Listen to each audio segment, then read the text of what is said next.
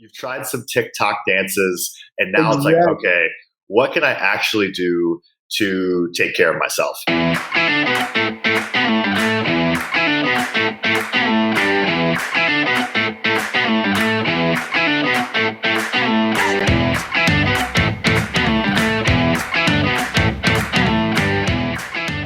From the Teach Better team, and I'm here with the one, the only Nick Mann from Teacher Fit.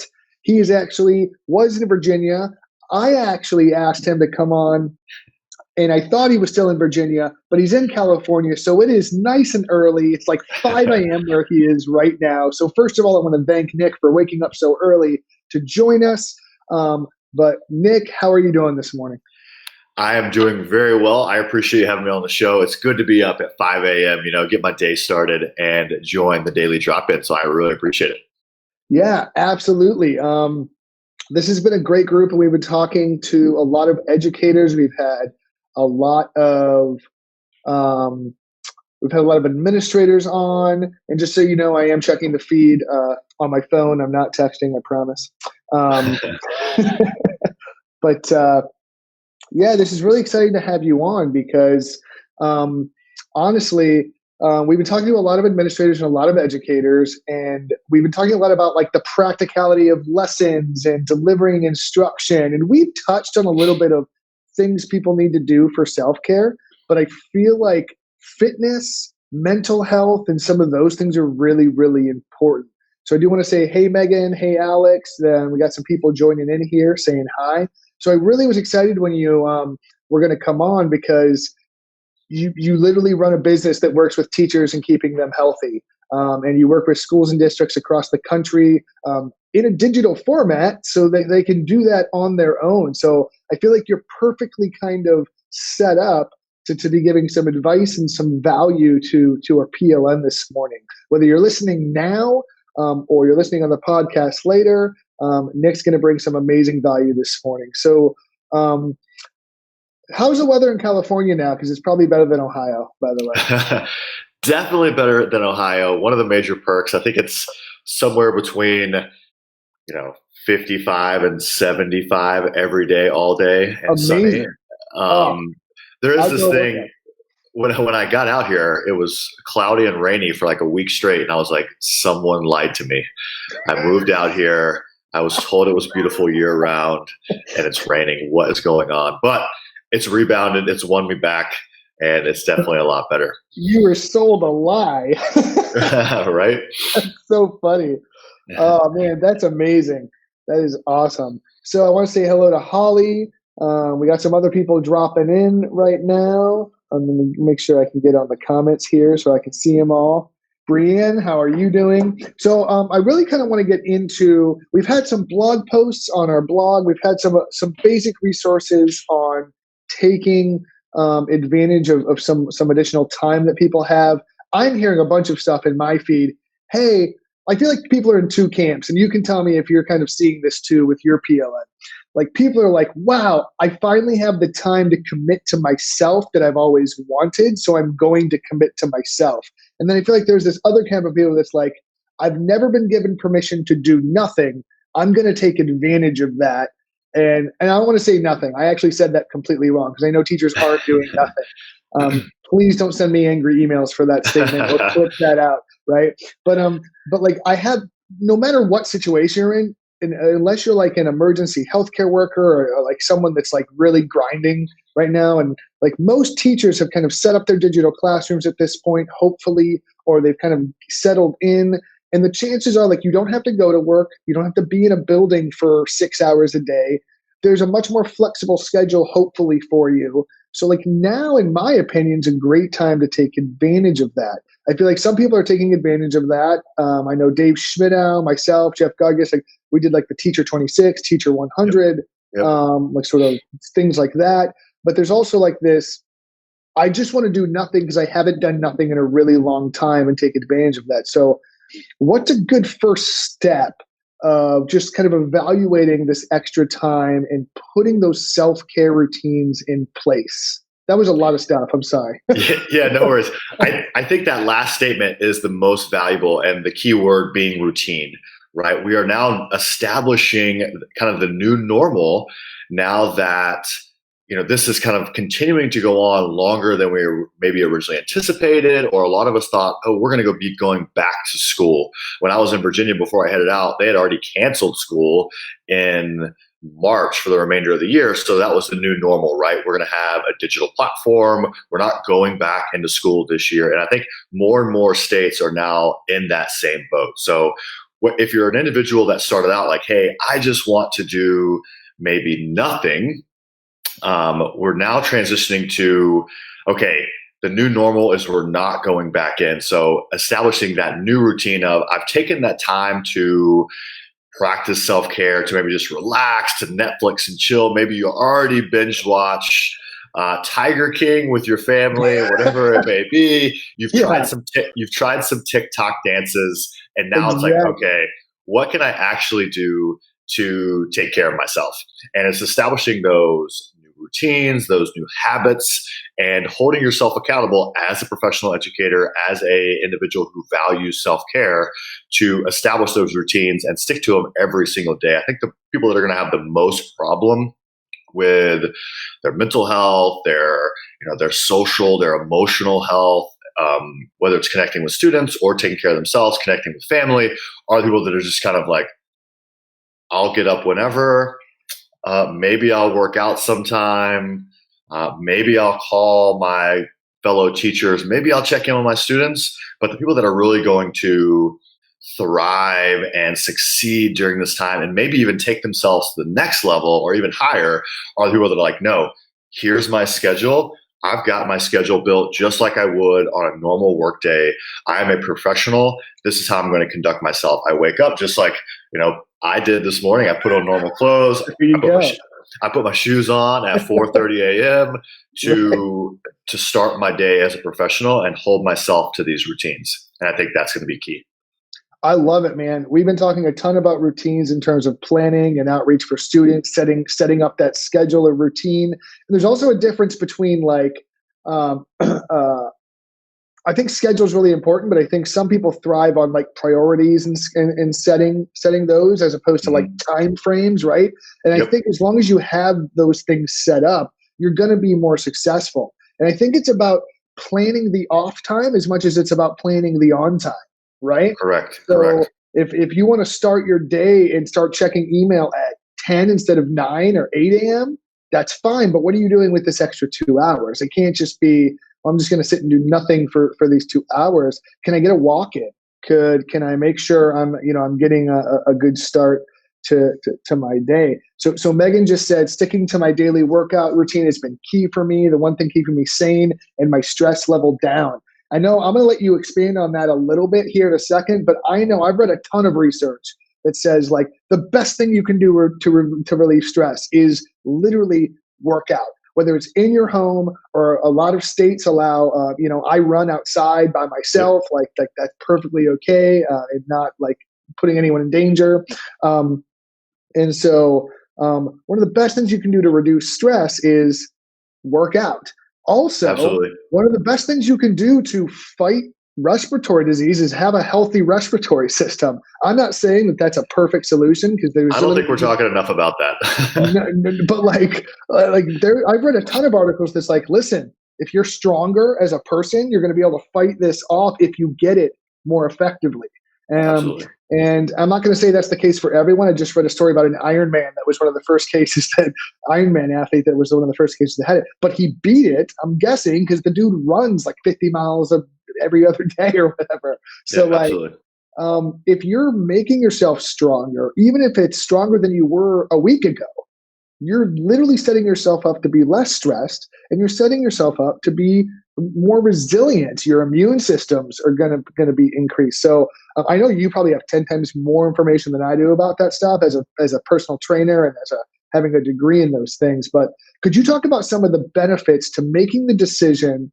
I do want to get to nutrition too, but for physical activity, a minimal level or an increase in physical activity, and what are the benefits that can have for an educator or a professional, even in lockdown right now?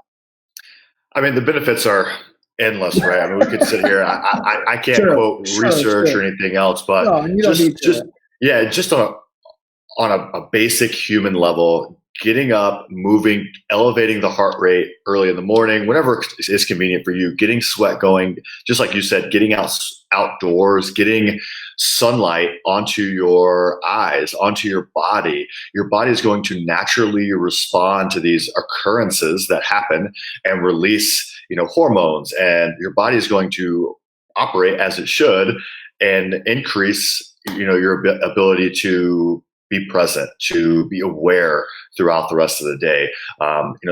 We all have experience just on a human level of doing that Netflix and chill, on a Saturday, and you sit there for hours and you get up and you're like, oh my gosh, what happened today? Yeah.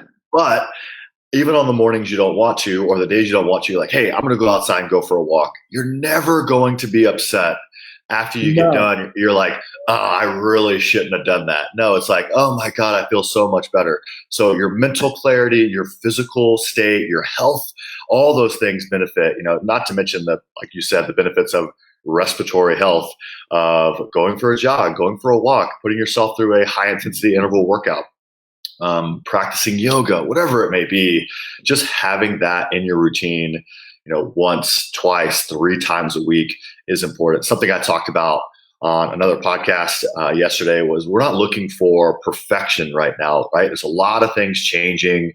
There's a lot of things going on, whether it's social, online learning and working on your own wellness. We're looking for progress. So establishing that routine, establishing that daily habit that you can just do something to make yourself better today. It doesn't have to be perfect.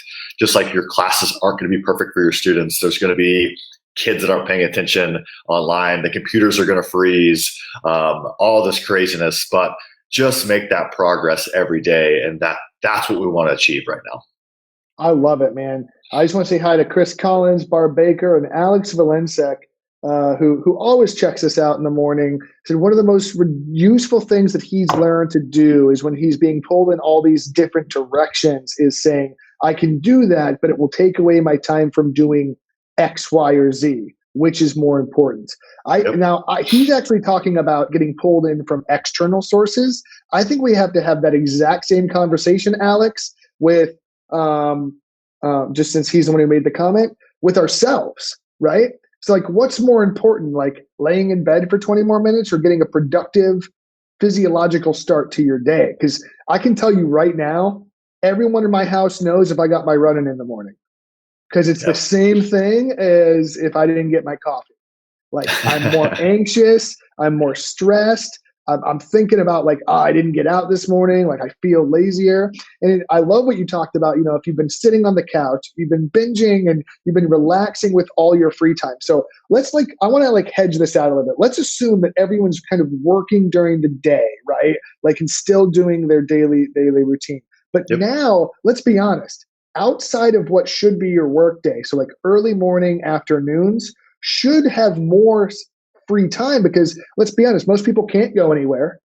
Right. Most people can't socially gather, right? So you're either stuck at home watching TV or reading or doing things like that, or you are, I don't know what, because you can't do anything else. So so the real reality is we do have more time. It's just a matter of what we do with that time. And something you said that really resonated with me is, have you ever been sitting so long that you're tired from napping? You're tired from resting. And it's literally like your body's telling you, look, this is us now. This is what we do. I'm used to this state of rest. And it just takes a moment. So let me ask you this. What's one piece of advice? And I know I have my thoughts in this, but I want to hear it from you because you'll say it better than me. I want to say hi to Adam. He's checking in, by the way. If I've been sitting here relaxing and I'm in that mode that you're talking about, I've literally been just trying to I'm stressed. We're all super high, anxious. And I'm just I just can't deal with the world, right? What's something I can do either today or tomorrow morning to break that cycle? I just personally ran a virtual marathon. I run all the time. You probably have your daily workout and do tons of stuff. This is part of our daily routines. That's not something that's going to have to change a lot. But for someone who wasn't necessarily active before, has been in this mindset, what are some really realistic and beneficial, like just first steps they can take to just starting to get themselves active so they can get some of the benefits you just shared with everybody?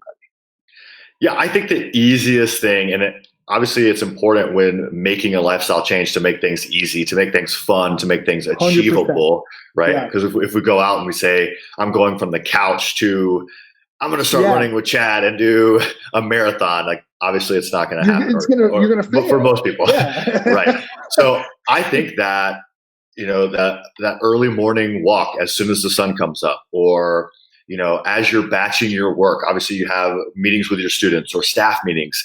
As soon as those are done, maybe they're 45 minutes, they're an hour, they're 90 minutes long, whatever it is, like, okay, I'm going to take a short break and I'm going to go outside and go for a walk, or I'm going to do a short breathing practice or listen to a meditation. There are tons of high quality meditation apps on, your phone that you can download. Just do a 5-minute guided meditation for your mental health and just allow you to calm down. Maybe that staff meeting on Zoom was going crazy and you're just overwhelmed and stressed.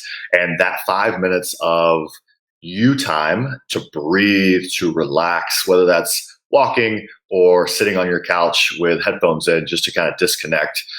Those are the little things you can do right now, today, after we get off the daily drop-in, that will start you headed in the right direction. Nick Mann dropping the gauntlet right after daily drop-in. Every single one watching right now or watching later, you're going to do something, and it's going to make you a little bit better. I love it. Yes, tag us. Yeah. So tag Teacher Fit, tag Teach Better. We want to see what you're doing after this live drop-in or after listening to this on the podcast, like what you're going to do. So Andrea, I want to say, hey, she's dropping in with baby Luke. That actually reminds me, a bunch of people are stuck at home with their kids, right? I'm stuck at home with my entire family. I have 4 kids and my wife, and we're just hanging out all the time. And like that carries its own stress. Absolutely. And something we've been doing, I do my own thing to get my own me time. Something we've been doing to release some of the kids' energy and the family's energy is like afternoon walks. So when I break for like a quick 15, 20-minute lunch, like I'll tack on 30 minutes of that to just go outside, stretch, get up from the computer and things like that. And luckily we all have Apple Watches and fitness trackers and things like that. They'll tell us to get up once an hour anyway, but you got to take care of yourself. So I think the exercise is a great, at least the way I see it. It's a great way to like think about your day, to reflect, to relax, and set yourself up for success. I mean, go ahead. You're going to say something. Yeah. And everyone is home with their family, right? And the benefit of that, the positive, is that you have those forced accountability partners, whether that's your 5-year-old son or your spouse that typically you're away from each other all day. You have that person that, can hold you accountable, and you can hold them accountable to go for that walk, to do that afternoon workout, whatever it may be. And it's always easier to achieve something when you have that partner. So grab that person, like, hey, every day at 4 p.m., we're going to go for our 30-minute walk and we're going to talk to each other. It's going to be wild.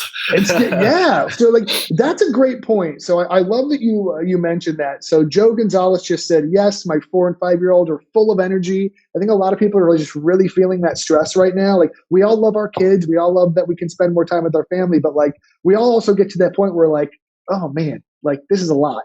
So this is not what I signed up for. Well, kind of is what we signed up for, but it's not in this degree, right? Like right. This level of just like, I'm used to being somewhere. So that's awesome. So someone's doing a long trail run. Holly Stewart rocking out a trail run. I love that. Holly, we should do some digital runs, I think. We should do a co-sponsored like digital race, like Teacher Fit, Teach Better, something. Yes. I don't know. Let's do it. After this, we're going to talk about that. That's exciting. Yeah, I had another thought on the accountability partners that I wanted to share. Because some people, and I know I have friends that are in this scenario, are quarantined by themselves. And I think although it is stressful to have family and kids, being alone during this time, completely alone and isolated, can definitely be stressed. I know we have a lot of young professional educators. Great point. So the benefit of technology, hop on that FaceTime call, hop on, a Facebook video chat and go for a walk with a friend or a co-teacher or someone else that is alone. I think that can be super powerful too. So don't feel like you're isolated and you can't reach out. Obviously, technology is here to help us. There are benefits and negatives to it, but let's use it for a benefit in this scenario. I love it. So apparently a bunch of people are super on board with our idea. Let's do it. Brianna said that'd be cool. Run t-shirts for the win. We'll have to get some fancy medal. People love medals. Oh, of course. We'll actually do hand sanitizers on a rope. That's what we'll do. Like, Perfect. COVID-19 teacher run. It's a 19K run. Yeah, exactly. Adam Cotto says, I take 2 walks a day, approximately 1 to 2 miles per walk. Just got bikes, so that's a new routine for us. So awesome. How cool is that? So Adam Kados is sitting there going, this wasn't part of our life. This wasn't part of our routine, but it is now.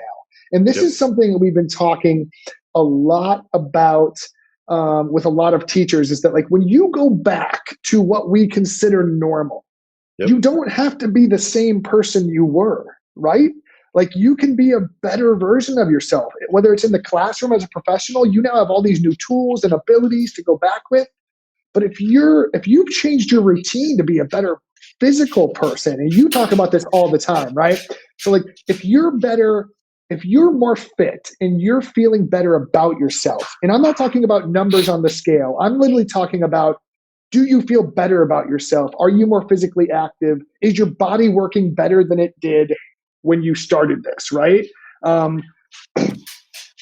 If you go back to your profession in August or whenever your school opens back up and you have these routines set, they shouldn't go away. You can just adjust and modify them. But now you're going to be more active. You're going to have more energy in your classroom. You're going to have more energy in things like that. So like that's all. I think that's sort of the mindset behind Teacher Fit. So I'm going to let you like expand on that a bit, because I know you're probably chopping it a bit. So like, I'd love for you to expand on that, but I really think this is an opportunity for a lot of people, and I want them to take advantage of it.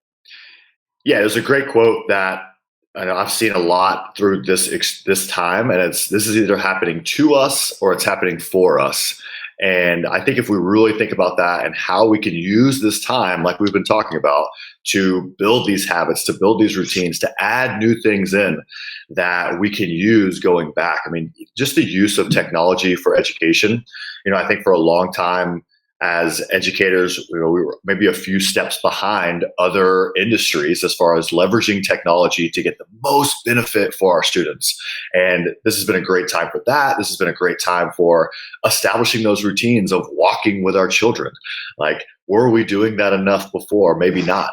And now, how can we continue to do that? Maybe we establish that mental health routine of mindfulness. Maybe we establish that workout routine that we love at lunch right now. When we go back to school, how can we do that same routine, but maybe at 3:30 or 4:30 in the afternoon, and realize the benefits of it? Or we've been getting up at 7 a.m. currently to do our yoga practice. Maybe I've got to push that back an hour, but I can go to sleep an hour earlier. Figuring out those priorities and seeing the benefits now that we can take back with us to make us that more whole person of mental, physical, emotional health, so that we're the best for ourselves and the best for our students. And it's, I would recommend journaling about it. Hey, what's working for me right now that I can make work for me in August, that I can, start to establish and put in practice? Because we think about it all the time, right? And we can talk about it and we can comment on it in the daily drop-in, but really when, we hit the road, I guarantee there's going to be excitement and enthusiasm in August, but what can we actually put in place in August that's going to carry us through December and January and February and March of all of next school year? Yeah, man, there's so much awesomeness right there. I'm trying to just categorize it so I can figure out what I want to pull, which string I want to pull on. So thank you for that. One of the things that you've said multiple times that I feel like needs to be said is that it's not just about getting out there and doing a workout. It's not just about doing the physical, but also doing the self-care, the breathing exercises, the meditation, the yoga, right? So like it may come off that way because of the way I've been saying things. I'm not as good at saying things as you are, especially when it comes to this stuff. But like, it's about that self-care so that you can lay the base so you can do more of those other things. And it's not necessarily going to happen overnight. So starting to do a 15-minute yoga session that's not super hard on your joints, on your body, but it's going to give you time to mentally and relieve stress, get some more of that blood flow and stretching going. Like, that's just as beneficial if you can't get out there and do a mile jog. You know what I mean? And I think it's about that self-care and figuring out what works for you. Another thing I want to pull on real quick is that it has to be easy for you. Because if you try to do, and I'm not saying that it's always going to be easy, because working out and improving yourself can be painful. But if it's too difficult for you to fit into your routine, or you're trying to squeeze it in every single day and barely make that in, it's not going to be sustainable when you go back in August. So I also love the reflection of those peoples. We got a lot of support for this run. I do. I'm looking at the same thing. Alex is like, I bet you Moon Joggers virtual races would collaborate with Teach Better and Teacher Fit on this event. That's going to be another conversation we have to have, apparently. We're going to have to dig more into that. We got a couple people registering already mentally. But I love what you were saying about, obviously we've talked about making it easy and figuring out what works now and then. For you, running is easy, right? For me, going out and doing a kettlebell or a dumbbell high intensity workout, love it. Going for a run, love it.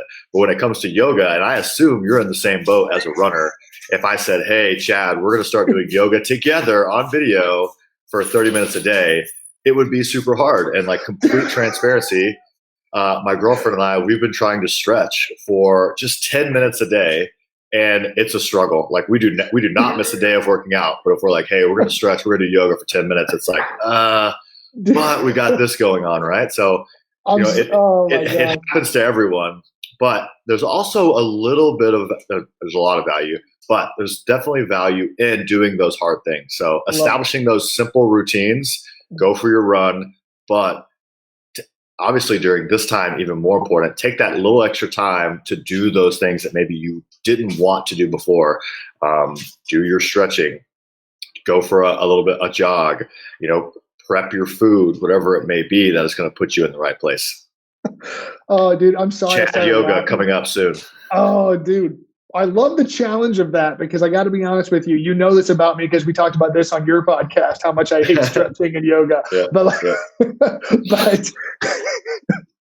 I truly I truly respect yoga, but I'm really, really bad at it. I don't have the patience and I'm too lazy to stretch. And I know that there are benefits, but like, that's a perfect example of like, that's something I now have a little bit more time for.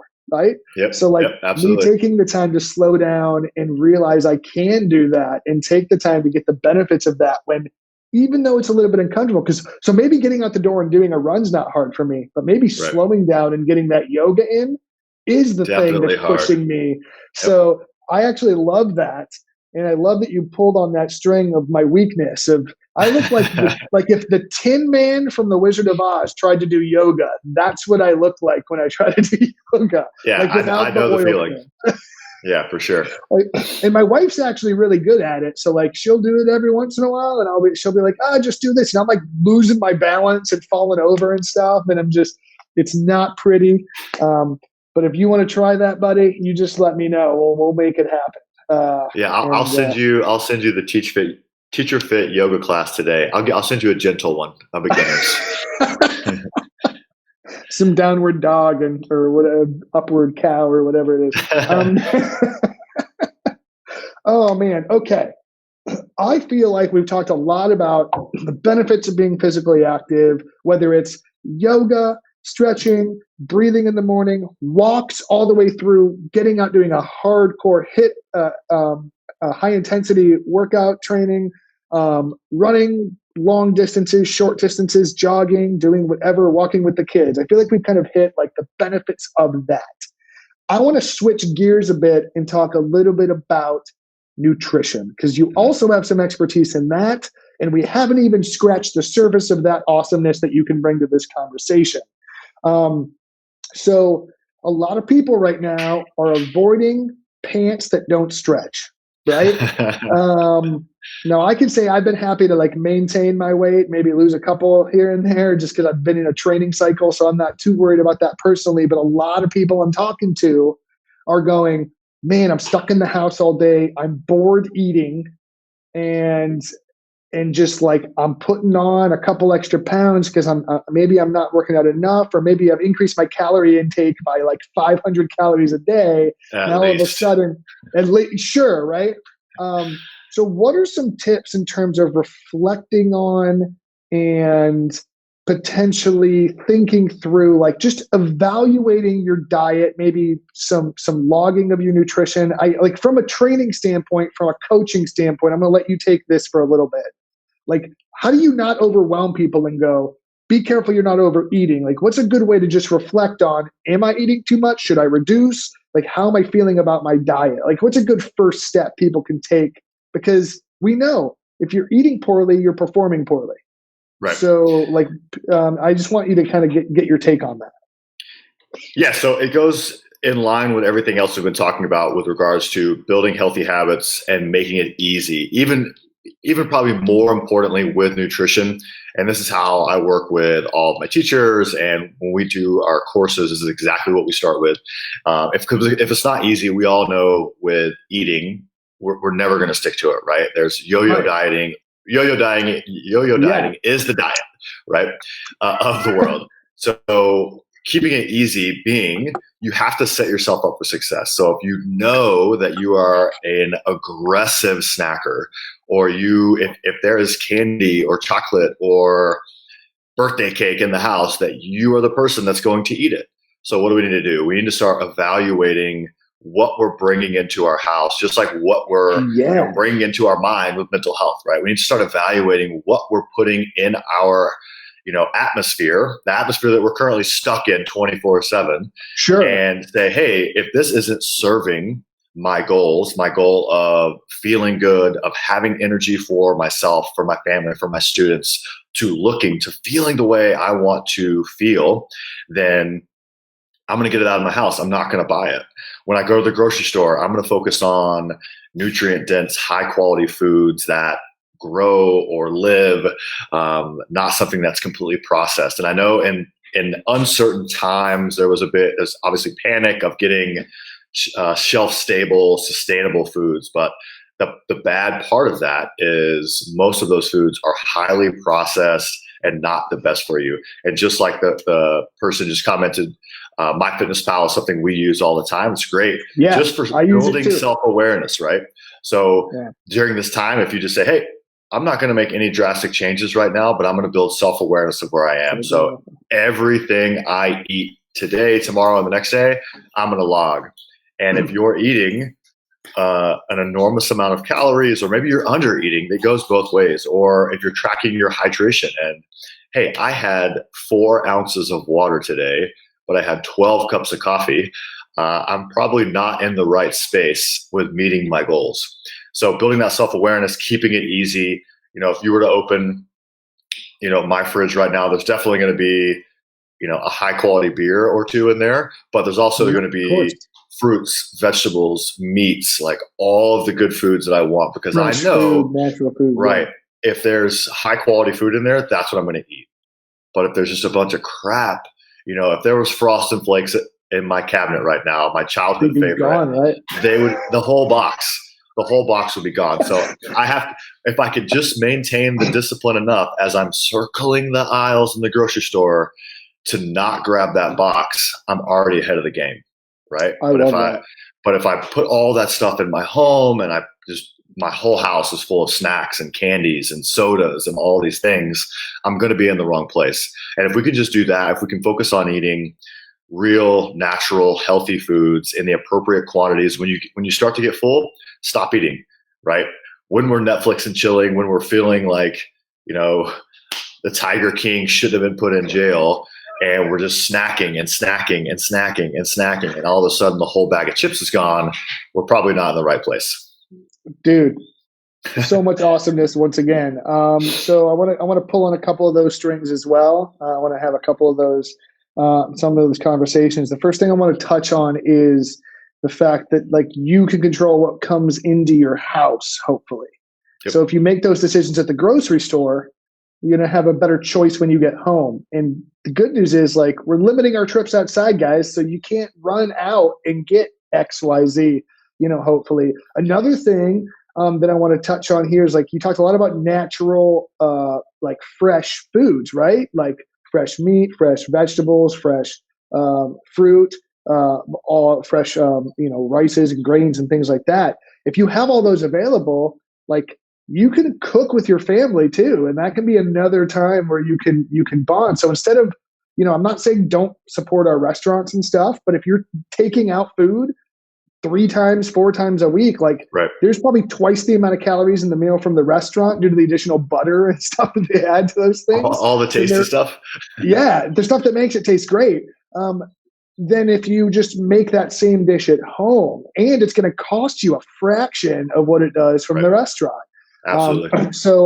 I think Veronica Duke, there's a couple comments. Veronica Duke said, yoga can prevent injuries and turn on those muscles to prepare for a workout. That's absolutely correct, Veronica. She also mentioned MyFitnessPal, which you mentioned as well. It's free. I think Under Armour owns it now, actually. So you get some cool ads for some fitness wear and things while you're on it. But like, it's a really great app. I've been using it for like 3-4 years at this point, maybe even longer than that. But even going, hey, I'm just going to write down everything I eat today. Like even the act of just carrying a little notebook, if you want to go no tech, right? I'm going to write down everything I'm eating and about how many calories it has, and just doing that equation, right? So I'll let you talk about how many calories a person should have depending on what they want to do with their life. But like you can then evaluate and go, hey, I'm eating 4,000 calories a day. Like that's probably why my pants don't fit anymore. Versus, you know what I mean? Or on the opposite end, you know what? I've been so busy and so stressed, I'm not eating, which is the other side. And that's why I feel super low energy. If I'm only eating 1,200 calories a day, but I'm doing my workout in the morning and I'm pushing myself and I'm super stressed out the day and my body's burning, 2,500 calories a day, like I'm probably going to feel like crap. Or if you're grabbing all that low quality food, like you talked about, you're fueling with things that are inadequate. Right.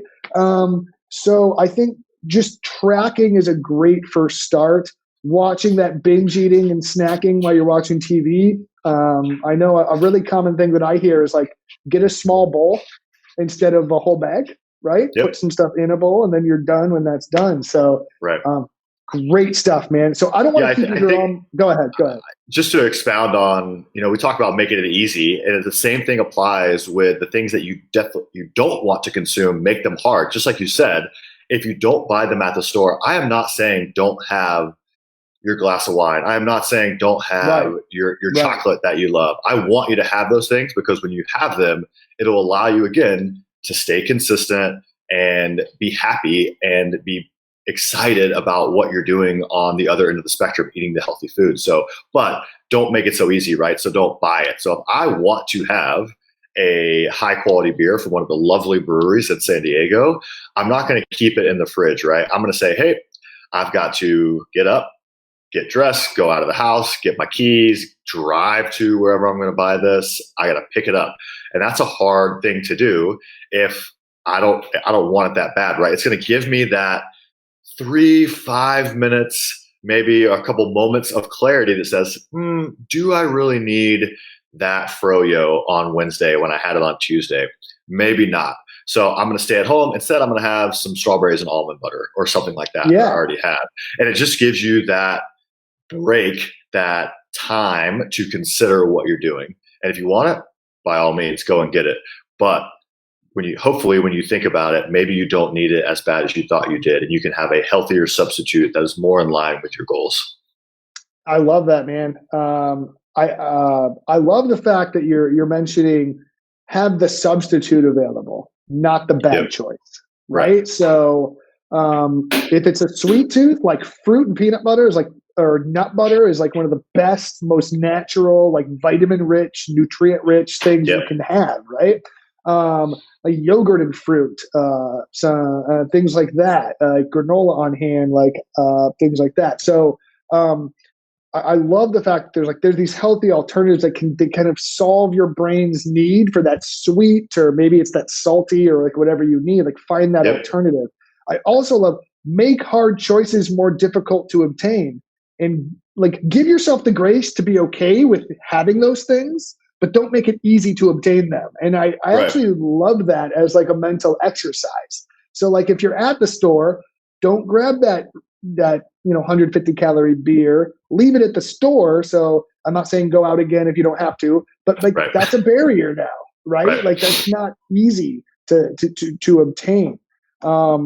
That's a really, really great tip that I think a lot of us can do. Control what you bring in. And I think a lot of this comes down to, I'm going to try to kind of circle back to like wrap up this thing, because I don't want to keep you here all morning. It's still early. And I truly appreciate your time. I think a lot of this comes down to controlling what you can, whether it's working out or whether it's nutrition. I think a lot of this comes down to control. I know for me personally, sticking to my workouts and my training cycle and my diet is things that I can control right now.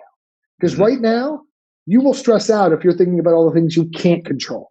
You will stress out if you're thinking about, my district hasn't told me what we're doing for the rest of the year. You will stress out if you're saying, my district hasn't told me what I need to do with my students for the next 3 weeks. You'll stress out if you're going, are they going to close schools? What's going to happen? Am I safe? Is my family safe? When are we going to go back? Are we going to go back? If you just focus all on like these uncontrollable, unknown things, you are going to absolutely destroy yourself and burn out, right? It's about mentally, from a psychological and emotional standpoint, focusing on things you can control. And from my perspective, Nick, I'm sure you're going to agree and expand on this a bit.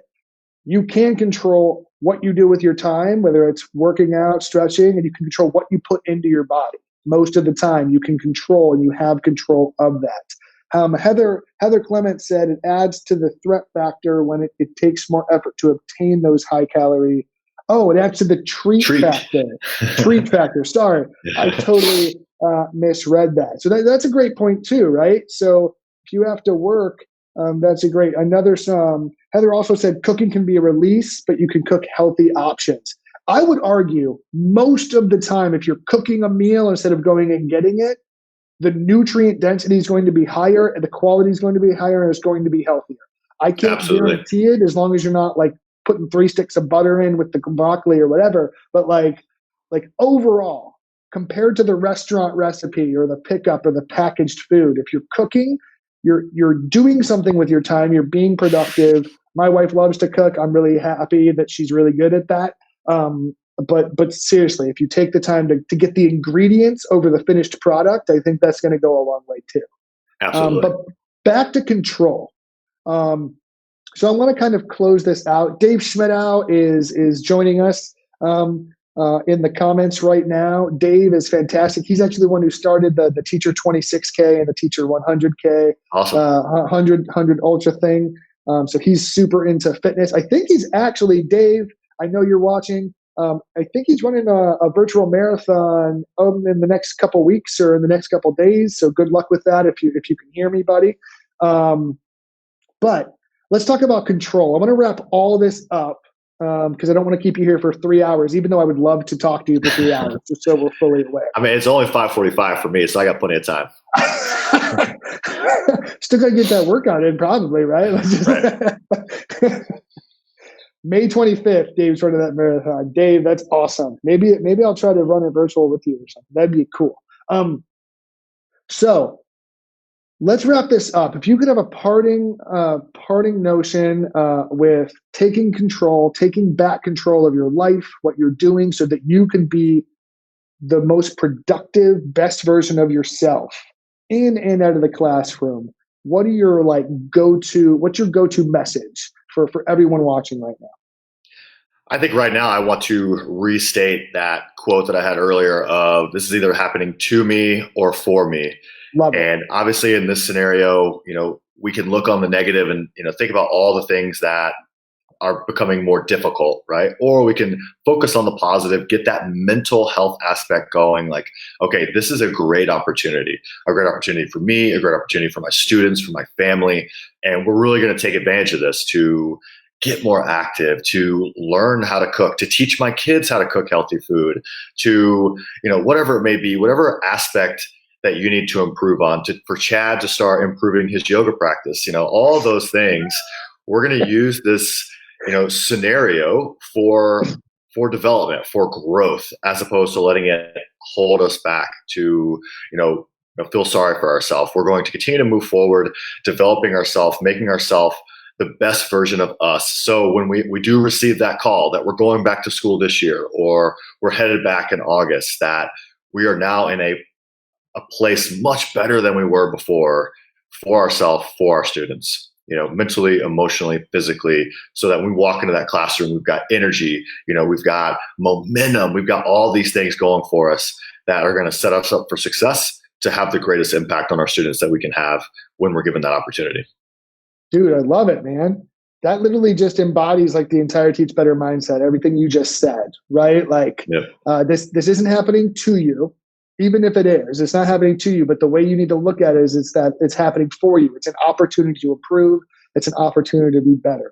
So Nick, real quick, for those listening on the Teach Better Talk podcast, those listening right now live, if they want to learn more about Teacher Fit, if they want to learn more about things that you do, I'm going to give you just a second to share a little bit about where they can find additional resources. Because let me be honest, everybody listening right now, Nick is an amazing resource. You can find him on Twitter and all these social media outlets. I just want to give him a chance to share some of that awesomeness and where you can get some of his information. So I'm going to give you the floor for a second. Yeah, I appreciate it. First off, it's been great to chat. If people want to follow us on Instagram, teacherfit_online, on Facebook, teacherfit, Twitter, teacherfit, I believe it's 19. But if you just search for teacherfit, we'll be on there. We're actually giving away all of our programs right now for free till basically the end of the school year. Dude, that's awesome. You can get email access. So if you go to our social media platforms, you can find those links. In Instagram, there's a link in the profile. You can sign up for free email access Monday or Sunday night through Thursday night. All of our programs come out. Our mental health program, our yoga program, our fitness program. We're actually doing a live workout today at noon Eastern Standard Time, 9 a.m. my time. Nice. Body weight workout on Instagram with our body weight coach, Gina. If you want to hop into that. Heck yeah. And then we actually have our May challenge coming up. So it's going to be 31 days of fitness, mindfulness, nutrition challenges. And then we're going to have also guest speakers coming on each week to talk about nutrition, fitness, leadership during this time, all sorts of different topics. We've got some cool people coming on. So that's coming up as well. Dude, so much awesome value and free stuff from Teacher Fit right now. See, I wasn't even aware that the amount of awesomeness we were going to be able to provide, because every morning, daily drop-in, 7 a.m. Central, 8 a.m. Eastern, we've been here sharing free downloads. If you go to teachbetter.com/distance-learning-tools, we have a bunch of free downloads from Teach Better as well. But now, what you just said, man, is like, if you want to be a better teacher, if you want to get some resources, if you want to focus on your planning and your profession, you can hit Teach Better. But if you want to focus on yourself and improve yourself and get some of those benefits, you could read a couple blogs from the Teach Better website, but you could also go hit up Teacher Fit, because they got tons of amazing resources available right now. I highly, highly recommend you go check them out. Plus, I want to just say, he didn't know I was going to say this, but Nick's an awesome dude to talk to. He does respond to messages on Twitter if you just need some help or you need that connection. He's absolutely fantastic to reach out to via the Teacher Fit challenge. So keep an eye out for that. So I'm going to thank everybody for participating. I want to thank you guys for stopping by on the Daily Drop-In, whether you're listening now, later, or listening on the podcast. Make sure you check out Teacher Fit. Make sure you check out all of the free resources we have here at teachbetter.com. Thank you guys. Have an amazing day and stay awesome. Have a great morning, everybody. See you guys.